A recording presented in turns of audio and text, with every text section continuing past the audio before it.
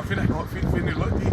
احنا في بورسعيد يا جماعه. الاقفال دي كلها ايه؟ ده قفل حبنا. يعني كل شاب وبنت بيحبوا بعض يجوا هنا يجيبوا قفل، وتلاقي الاقفال دي بقى كلها بقى اقفال الوان واقفال جديده، ويقوموا عاملين القفل هنا ورابطينه وراميين المفتاح في قناه السويس، وبعد كده يقولوا خلاص مفيش حد هيفرقنا غير اللي يقدر يجيب المفتاح. نفس اللي بيحصل في فرنسا في جسر الفنون بالظبط. قفل حبنا. طبعا الشاب ده بعد 5 سنين ولا 10 سنين هيجي يكسر القفل هنا في احتمال 90%، هيجي يكسر القفل هنا وممكن يندم على اللي هو عمله. قابلت ولد وبنت شكلهم طيب جدا جدا جدا، وحاطط ايده على كتفها هربانين من الدنيا خالص، مش دارين بالدنيا. فدخلت اتكلم معاهم شويه، اتكلم مع الشاب شويه، واتكلم معاه في علاقه الحب. بقول له بص انا من المنصوره اصلا، يعني انا ربنا جايبني هنا 3 ساعات عشانك، عشان اتكلم معاك. يبقى ربنا بيحبك. خد بالك ان في 1000 واحد ماشي في الشارع ربنا اختارك انت تسمع عنه. انا جاي عشان اكلمك من 3 ساعات. انت بالظبط برضه حبيب قلبي، اختي الغاليه الكريمه، الطيبين اللي قلبهم طاهر، اللي بيحبوا ربنا سبحانه وتعالى. انا بقول لكم نفس الكلمه. انت ممكن تكون من دوله تانية، انت من بلد تانية، انت ممكن تكون تسمع المقطع ده في ظروف انت ما كنتش ناوي تدخل اصلا وتسمعه. اللي بعته ليك ربنا سبحانه وتعالى، مش انا ولا اي حد من البشر. وانا بتكلم مع الشاب الطيب ده اهو ربنا يحفظه، فاول كلمه قالها لي، قال لي هو انا كده كده داخل الجنه، انا راجل مسلم وكده كده هموت وادخل الجنه مهما عملت. فساعتها اول حاجه افتكرتها سبحان الله العظيم حديث النبي عليه الصلاه والسلام، وهو اخر كل صلاه قبل ما يسلم يقول واعوذ بك من فتنه المحيا والممات. ايه فتنه الممات دي يا جماعه؟ فتنه الممات دي الانسان وهو بيموت وخلاص في غيبوبه الموت وفي اضعف لحظه بيجيله الشيطان. مثلا والدته تكون ماتت يجيله في شكل والدته يقول له انا امك وانا مت واكتشفت ان الاسلام مش هو الصح، وان مثلا اليهوديه هي الصح لو في فلسطين، ان البوذيه هي الصح لو في الصين او في الهند، ان المسيحيه هي الصح لو في بلد. يجيله يشككوا في دينه. فتنه الممات دي يا جماعه ممكن يكون في الوف والعياذ بالله بيشكوا في دينهم فيها، وممكن يخسروا دينهم فيها. الشيطان بيجي يشكل على الكفر في اخر لحظه. نعرف منين؟ قلت له حبيب قلبي اصل هي عامله زي الحبل اللي بيجر بعضه. انا دلوقتي بعصي معصيه صغيره بكره هتكبر. قال لي لا انا عارف حدودي. قلت له دي حدود ربنا سبحانه وتعالى، دي مش حدودك. انت اول مره قعدت معاها قلت انا هقعد بس، بعد كده بدات تكلمها كلام حب قلت كلام حب بس، بعد كده بدات لسانك يطول اكتر قلت كده بس، ايدك اتمدت قلت بس، حطيت ايدك على كتفها قلت بس. قلت له مش هتقف والله ما هتقف، ولا تتبعوا خطوات الشيطان.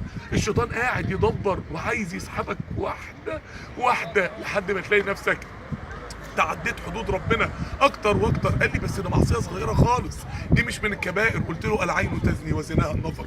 كل بصه بتبصها لك وكل بصه بتبصها لها ده زنا عين. الاذن تزني وزناها السمع. انت بتسمع لشارموفرز وبتسمع للوديدي وبتسمع لعزيز مرا. قال لي انت عرفت الاسماء دي منين؟ قلت له يا ابني انت دلوقتي قال لي بص يا شيخ انا اقول لك بس بصراحه، اصل انا بشجعها على الصلاه وهي بتشجعني على الصلاه. قلت له حبيب قلبي ما تضحكش على نفسك، انت الجدار اللي بينها وبين ربنا. هي دلوقتي كل طول قعدتها دي ملك اليمين ولا ملك الشمال اللي بيكتب قعدتها معاك؟ قال لي ملك الشمال طبعا. قلت له انت لو هي خدت 1000 سيئه في اليوم 900 بسببك انت الحاجز اللي بينها وبين ربنا. هي ما قعدت دلوقتي ما صلتش الظهر بسببك انت. هي لو قابلت ربنا وتعذبت هيبقى بسببك انت. لو بتحبها سيبها، لانك انت الجدار اللي بينها وبين ربنا سبحانه وتعالى. يوم القيامه لما هتتقابلوا هتتمنوا ان انتوا ما كنتوش اتقابلتوا. قال لي طب ما انا هتجوزها. قلت له جميل، لو انا سرقت عشان ابني جامع، انا دلوقتي استعملت وسيله حرام في غايه حلال وفي غايه عباده، هل ده ينفع؟ قال لي ما ينفعش. قلت له دلوقتي حتى لو علاقه حرام افضل لزواج، وده بنسبه 95% ما بيحصلش، انت في الحاله دي انت استعملت وسيله حرام عشان توصل لحاجه حلال. فالوسيله الحرام مش هتغفر الا ان يغفر الله سبحانه وتعالى. قال لي يا شيخ ده ذنوب صغيره. قلت له حبيبي والله ما تعدي. ربنا سمى عقوبه الذنب عقاب لانه يعقب الذنب، لانه في ديله على طول. قلت له والله ما تعدي، ما في معصيه عند ربنا هتعدي. وعقوبه كل بصه حرام، عقوبه كل كلمه حرام، عقوبه ان البنت دي قاعده ليل نهار تسمع اغاني ده واغاني ده واغاني ده عشان تعيش على جو ان هي بتحبك بس. قلت له كل ده في ميزانك انت، لان انتوا الاثنين شركاء في كل حاجه ربنا حرمها. ثم هي مش في ايديها ولا في ايدينا ابوها، هي في ايدين ربنا. هتاخدها من ربنا غصب عنه. كل نعمه ربنا هيديها لك وهتعصي ربنا بسببها ربنا هيعاقبك بيها، هيخليها سبب عذابك. لو البنت دي انت عصيت ربنا بسببها هيخليها سبب عذابك، لو هي عصت ربنا بسببك هتبقى انت سبب عذابها. فانت بتفكر ازاي؟ طاعة ربنا هي اللي فيها السعادة والغنى والإكرام، مش بس الجنة ونعيم الجنة طاعه ربنا. قال لي يا شيخ بص انا اقول لك بس حاجه، اللي هي اصلا كده كده ربنا يغفر لنا، انت بتكبر الموضوع ليه؟ قلت له لان الموضوع كبير، لان فعلا الموضوع كبير. انت مين اللي قالك ان الموضوع صغير؟ علمونا في الاعلام ان الموضوع صغير، علمونا في الشوارع ان الموضوع صغير، للاسف في اهالي لينا علمونا الموضوع صغير، والله ما هو صغير. اخطر حاجه بتحصل على وجه الارض هي المعصيه، واكتر سبب لاي مشكله الاقفال ده ايه؟ الاقفال الكتير قوي ده ايه بتاعت الشباب، وفي الاخر عنوسه. قال لها طب ما الاقفال كتير اهي، وفي الاخر الاقفال مش بتقفل على ان انا بحبك او هي وبيحبها، الاقفال دي للاسف ممكن في الاخر لو في علاقه حرام تقفل على رزقنا يا جماعه، تقفل على الدنيا بتاعتنا. القبر، اول ليله في القبر قلت له ما فيش واحد صاحبك مات تعرفه؟ كلنا لينا ناس كتير جدا من واحنا صغيرين اصحابنا وبنات وماتوا فجأة. قلت له انت ممكن تموت فجأة، انت لو ما اعتبرتش بغيرك هتبقى عبرة لغيرك، انت ممكن في لحظة تموت وتقابل ربنا، هتقول لربنا ايه؟ هتقول لربنا ايه؟ وهتتمنى انك كنت قعدت القعدة ديت ولا ما كنتش قعدتها. فانت اعمل حسابك ان في ناس بقى لها 1000 سنة تحت التراب، ما كانتش فاهمة ان هم يومين فوق التراب وممكن 5000 سنة لحد يوم القيامة تحت التراب. اعمل حساب النومة دي، انت تعرف ساعتها هتتمنى انك انت كنت بتعمل ده ولا بتعمل حاجة تانية. الحتة التانية خد بالك بقى حبيب قلبي، انت حاطط ايدك على كتفها وحاضنها وانتوا الاتنين عايشين بتقولوا بيوشوشوا بعض بكلام محدش سامعه غيركم انتوا وربنا سبحانه وتعالى. خد بالك ان انت 95% ما انتش هتتجوزها وانت عارف كده، انما مراتك اللي انت هتتجوزها بحق وحقيقي وهيتقفل عليكم باب بيت وهتأتمنها على اولادك وعلى شرفك وعلى عرضك، قاعده في نفس اللحظه ده ايه مع واحد تاني حاطط ايده على كتفها وبيقول لها نفس الكلام، اصله سلف ودين وهيترد من عرضك، مش عايزه يترد في عرضك. ما تعملوش مع بنات الناس، لان البنت دي عرض راجل تاني، راجل تاني هيتجوزها في يوم من الايام، والموضوع مش صغير. يوم القيامه الشمس اللي تعبانه على راسنا ده ايه، واللي لابسين نضاره شمس عشانها ده ايه، على بعد 93 مليون ميل. يوم القيامه 93 مليون هيقعوا وهيفضل ميل واحد. تغلي الادمغه، يغلي مخ الانسان يوم القيامه ده اللي مش هيقف في ظل عرش الله بسبب وقفته في ارض المحشر في الشمس. قال لي هو يوم القيامه ده بجد؟ قلت له اه والله بجد 50,000 سنه. قال لي 50,000 سنه بجد؟ قلت له يا ابني 18 مليون و250,000 يوم من ايام الفراعنه لحد دلوقتي 5000 سنه، يعني يوم القيامه اطول من عمر الكره الارضيه. قال لي افضل اتحاسب طول اليوم ده؟ قلت له هي دي المشكله، ان احنا فاكرين ان الموضوع صغير. الموضوع مش صغير، ده في اول ليله في القبر وفي قبر وفي حساب ملكين وفي وقفه بين ايدين ربنا. مش معنى انك ما بتفكرش فيها انك مش هتوقفها، مش معنى ان هي مش حاسباها ان مش هتلاقي نفسها في يوم القيامه. وفي اول ليله في القبر امتى الله اعلم، في اي لحظه. وفي يوم قيامه 50,000 سنه، وفي اثر دنيوي للمعصيه وللطاعه.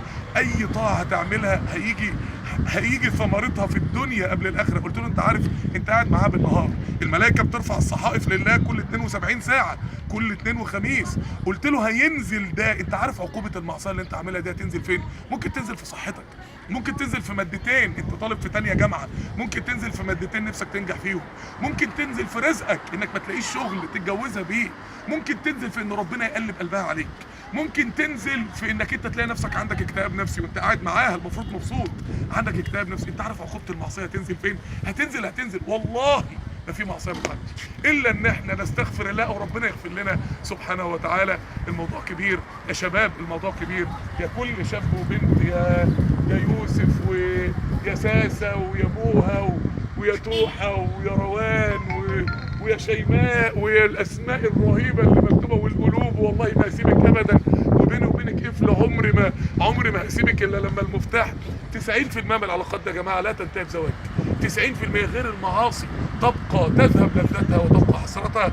انا بنصح الشاب الجميل اللي انا قابلته والبنت الطيبه اللي كانت قاعده معاه، اللي احيانا ممكن يكون الشيطان استدرك شويه، قلت له خد بالك ما تغمقش ارجع، عشان لما تيجي ترجع لربنا ما تلاقيش نفسك خرست قوي، تعرف ترجع لربنا سبحانه وتعالى. وخد بالك انت دلوقتي وصلت بينك وبين مخلوق ودي علاقه حرام، طب ما توصل بينك وبين الخالق، بتوصل حتى لو مش قادر اسيب المعصيه ما اسيبش الطاعه. الصلاه، احوال الصلاه ايه؟ عشان كده يا شباب واحنا باقي على رمضان شهر بس، باقي على رمضان شهر واحد، اخبار الصلاه ايه؟ انا دلوقتي لو انا طالب في الجامعه ودكتور الجامعه بيتصل بيا 5 مرات في اليوم ويبعت لي رسائل على الموبايل وانا ما بردش عليه اصلا اللي ما بيصليش ده ما بيردش على رسائل ربنا اصلا. ربنا قاعد يبعت لنا كل يوم 1000 رساله يقول اتقوني. ربنا بيبعت لك كل يوم 1000 رساله يقول لك اعبدني وصلي لي. ربنا بيبعت لك كل يوم 5 رسائل يقول لك صلي في الميعاد. ربنا بيبعت لك كل يوم 1000 رساله كسب ود، 1000 رساله حب، 1000 رساله نعم، يقول لك ارجع لي. طب احنا كل الرسائل دي احنا ما بنستجيبش ليها، النتيجه الا الصلاه. تاني حاجه قلت له طلع موبايلك كده، اللي هات لي جوجل كده، هجاب جوجل اكتب لي مقاطع دينيه مؤثره، اكتب هتلاقي الاف المقاطع، ادخل اسمع، ادخل اسمع. وقالوا للشباب دلوقتي يسمع شرموفرز، يسمع الوديدي، يسمع اوتوستراد، يسمع مسار اجباري، يسمع فرق حتى لو شواذ مافيا، تحس ان هي ميليشيات اغاني، ميليشيات مزيك. طب انتوا عايزين الشباب ليه؟ نفس خطه ابليس. اول ما نزل على الكره الارضيه عمل نفسه راعي، صوته جميل قوي، بدا بدور المغني. ليه؟ لانه عارف ان البدايه دي بعد كده هيسحب واحده واحده واحده لحد ما نلاقي الدين بتاعنا بيتسلب مننا واحده واحده. هي نفس الخطه يا اخواني في الله. عشان كده بوصيك حبيب قلبي في الله، بوصيكي حبيبه قلب رسول الله صلى الله عليه وسلم، وانا عارف الخير اللي في قلبك، وانا عارف الخير اللي في قلبك، وانا عارف ان انتوا من اطهر القلوب اللي عايشه على وجه الارض. بوصيكم الصلاه، اوعوا تقطعوا بينكم وبين ربنا. وبوصيكم السماع، مقاطع دينيه مؤثره بس تتكتب كده مقاطع. وبوصيك انك انت عشان ربنا سيبها، عشان رزقك سيبها، عشان ساعة الوقفة بين ايدين ربنا سيبها. لو بتحبها سيبها، لانها لا في ايدين نفسها ولا في ايدين ابوها، دي في ايدين ربنا، مش هتاخدها من خزائن ربنا غصب عنه. سيبها لانك انت الجدار اللي بينها وبين ربنا، لان انت المانع اللي بينها وبين ربنا. سيبيه، لان انت لو هو اتعذب في النار في يوم من الايام في الاخرة ممكن تبقى انت السبب، ممكن تبقى انت خطوة الشيطان اللي استدرجته بعيد عن ربنا. انت الحاجة اللي يجي يقوم يصلي يفتكرك ممكن يبعد عن ربنا بسببك. عشان كده يا شباب قفل حبنا ده عايزينه يبقى يعني مش عايزين نعيش في اوهام الشيطان معيشنا فيها وفاكرين ان الدنيا سهله وكده كده مسلم وادخل الجنه. مين اللي قال لك؟ مين اللي قال لك؟ وفتنه الممات مين اللي قال لك؟ ده انا مخرج منها بمعصيه واحده، مين اللي قال لك؟ وكده كده ربنا بيغفر. وربنا قلت له يا ابني انت فاكر انك هتموت هتدخل اول ليله في القبر الملائكه هتجيلك تعالى هنا يا فلان، قلمين على وشه، ما عدتش تعمل كده تاني، حاضر يلا على الجنه بقى امشي. قعد يضحك. قلت له يا ابني انت فاكر ايه؟ يا ابني والله العظيم الموضوع كبير، والله العظيم الموضوع جد. عايزين نحب ربنا ونستبدل الحب الحرام باعظم حب في الوجود ونصبر. اصبري، مشاعرك دي مش ملكك، مشاعرك دي ملك زوج المستقبل اللي هيجي في يوم من الايام. مشاعرك دي يوميها لازم تبقى بكر، لازم نفسيتك تبقى بكر قبل ما يبقى فيه لازم نفسيتك تبقى بكر لزوجك، لازم تدخري مشاعرك ليه، لان مشاعرك دي ملك زوج المستقبل. انت دلوقتي بتخونيه من قبل ما تشوفيه. يا اخوانا عايزين مشاعرنا تبقى مع ربنا دلوقتي عشان ربنا يكرمنا في جوازنا ويرزقنا الحب الحلال. الحب يا تاخديه في الحرام يا تاخديه في الجنه، في الجنه بكل انواع الحب العظيم لانها ارض الحب. اختاروا يا ناخده في حرام يا ناخده في حلال، ولو خدناه في حرام ممكن نتحرم بسببه من رزق كتير قوي. واقع الشباب اهو اللي يبص للاقفال دي يقول الشباب حياتهم كلها حب في حب وسعاده في سعاده، انما للاسف الشديد نلاقي حياه الشباب اكتئاب وتوتر وانتحار ولعبه الحوت الازرق ولعبه جنيه النار وافتح الغاز على اهلك بالليل عشان تصحى تلاقي ايه في ايه؟ وصلنا لايه؟ وصلنا لايه يا اخوانا؟ فين عقولنا؟ فين رشدنا؟ كل ده وفي النهاية حياة الشباب تلاقيها محطمة، بطالة، عنوسة، فقر، اكتئاب، مشاكل. ليه؟ لان مش حل السعادة في ده، حل السعادة في حب الله سبحانه وتعالى.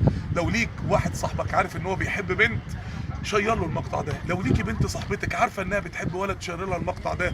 والله يعلم الله وانا بتكلم معاكم دلوقتي انا بحبكم قد ايه، وانا واقف مع الشاب والبنت اللي كانت معاه انا والله العظيم انا محسن بهم الظن وشايف ان هم قلوبهم مليانه خير. ولكن بلاش الشيطان يضحك علينا، بلاش الشيطان يبقى جدار بيننا وبين ربنا. ربنا يبارك فيكم يا شباب، ويعني قفل حبنا ده يبقى في الحب الحلال باذن الله، وربنا يجوزكم يا شباب.